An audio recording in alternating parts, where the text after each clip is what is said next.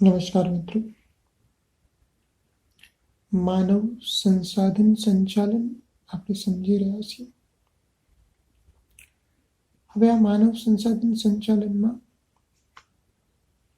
એનો અર્થ, એના લક્ષણો, કર્મચારી સંચાલનથી કઈ રીતે જુદું પડે, આ બધું આપણે શીખી ગયા છીએ. હવે પ્રશ્ન એ છે કે માનવ સંસાધનનું કાર્યક્ષેત્ર શું? કાર્યક્ષેત્ર એટલે કેવા પ્રકારના કાર્યો કરવાના હોય? તો આપણે જેમ સમજ્યા કે કર્મચારી સંચાલન કરતા માનવ સંસાધન સંચાલન એ વધુ વિસ્તૃત ખ્યાલ છે. એમાં પણ કાર્યો વધુ વિસ્તારપૂર્વક સમજી અને એના જે કામગીરીના તત્વો છે સમજતા આપણે બે પ્રકારના કાર્યો તરીકે વહેંચીએ છીએ. એક સંચાલકીય કાર્ય. સંચાલકીય કાર્યો એટલે કર્મચારી મેનેજર હોય અને એને લગતા જે કાર્યો કરવાના હોય તે સંચાલકીય કાર્ય. અને બીજા ક્રિયાત્મક કાર્યો અથવા કાર્યકારી કાર્યો. આ બંનેને આપણે જુદા જુદા વિભાગ દ્વારા વહેંચી અને માનવ સંસાધનનું કાર્યક્ષેત્ર નક્કી કરીએ છીએ. સંચાલકીય કાર્યો તો આપણે સંચાલનમાં સમજી ચૂક્યા છીએ. એક છે આયોજન. આયોજન એટલે પ્લાનિંગ, જેમાં કર્મચારીને પ્રાપ્ત કરવાનું આયોજન, એની માટેના જુદા જુદા પ્રાપ્ત કરવા માટેની પદ્ધતિ, એની કાર્યવાહી,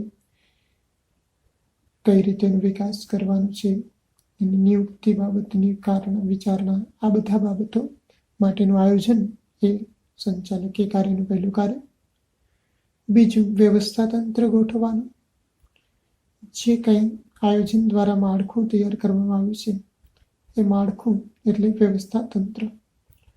તો એમાં દરેકની કઈ રીતે જવાબદારી હશે, કેવા કાર્યો કરવાના હશે, એને કયા કાર્યની સોંપણી કરાશે, કેવા અધિકારો છે, આ ગોઠવણી એટલે વ્યવસ્થા તંત્ર.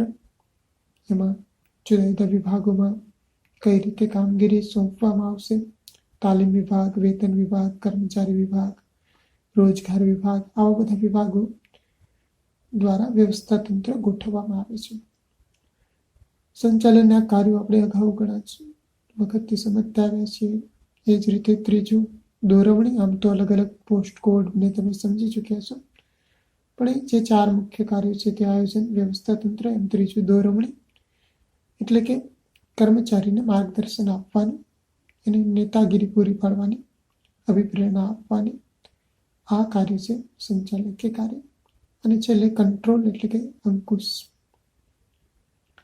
જે કામગીરી સોંપવામાં આવી હતી તેની માહિતી મેળવી, નક્કી કરેલા આયોજન મુજબ થયેલ ધોરણો મુજબની સરખામણી કરવાની અને જે નક્કી કરેલા ધ્યેય છે એ કયા પ્રમાણમાં પૂરા થયા છે એની સિદ્ધિ, એની ટકાવારી નક્કી કરી શકાય કે સોંપેલી કામગીરી કેટલી પૂરી થઈ રહી છે અને કઈ રીતે વ્યવસ્થા તંત્ર આગળ વધી છે. તો આના દ્વારા આપણે અંકુશથી રાખી શકીએ અને અસરકારક કામગીરી પૂરી કરી શકીએ.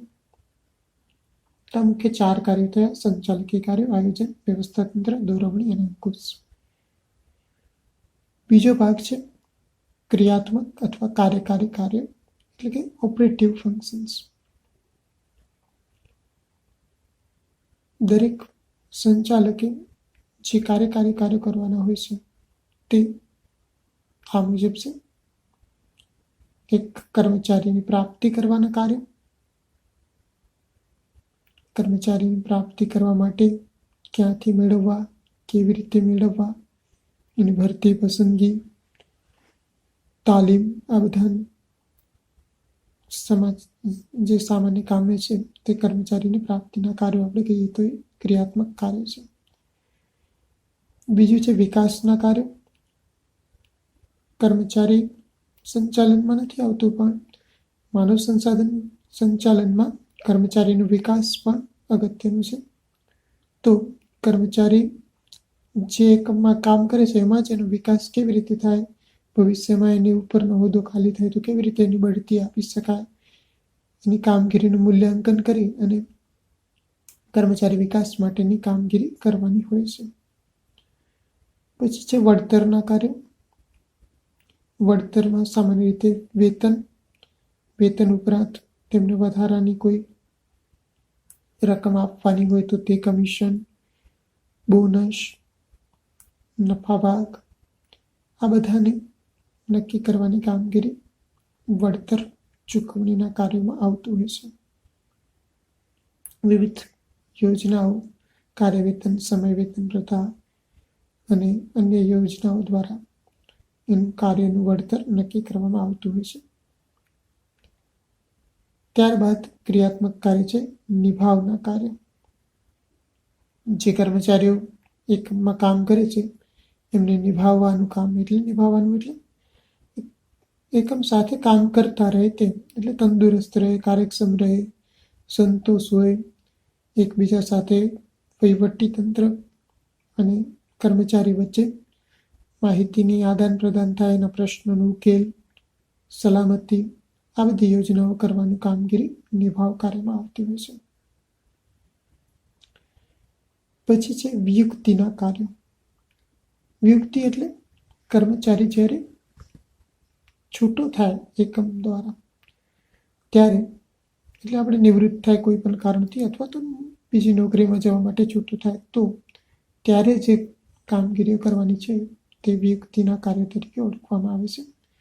એના માટેના વિવિધ કાર્યક્રમો ગોઠવવા, કદાચ વિદાય સમારંભ વગેરે ગોઠવતા હોય, નોકરીમાંથી છૂટો કર્યા પછી એને નિવૃત્તિના જે લાભ આપવાના છે તે બાબતની કામગીરી અને એને લગતી નીતિ વગેરે કાર્યો નિયુક્તિના કાર્યમાં આવે છે.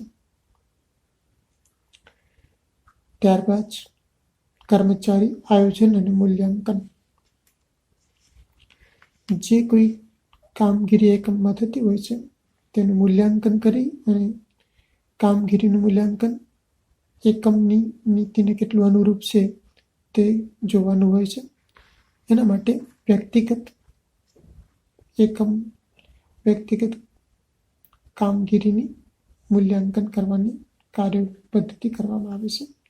તો એ બધા જ કામગીરીઓમાં સમાવેશ થતો હોય છે ક્રિયાત્મક કાર્યમાં. પછી ક્રિયાત્મક કાર્યમાં છે રેકોર્ડની જાળવણી. રેકોર્ડ્સ એટલે કે જે કાંઈ માહિતી છે તે કર્મચારીને લગતી તે બધી જ માહિતી એક સારી રીતે ગોઠવી શકાય. ગોઠવીને હવે તો બધા જ સોફ્ટવેર કે ડિજિટલ પ્રોસેસમાં સરળતા હોય છે, પણ નહીંતર એની સાચવણી, જે રેકોર્ડ્સ હોય એની સાચવણી, માહિતીની સાચવણી અગત્યનું છે.